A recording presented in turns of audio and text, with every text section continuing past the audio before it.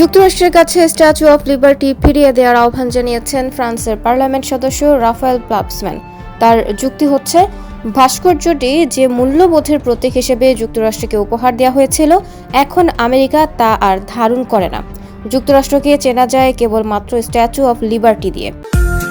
New ইয়র্কের marks home care এখন মিশিগানে। আমেরিকার স্বাধীনতার প্রতীক হিসেবে দেখা হয় এই ভাস্কর্যটিকে।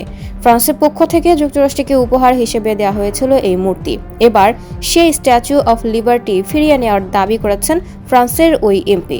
তার দাবি, যে কারণে যুক্তরাষ্ট্রকে এটি উপহার হিসেবে দেওয়া হয়েছিল, সেই মূল্যবোধের মর্যাদা দেয় না ট্রাম্প সরকার।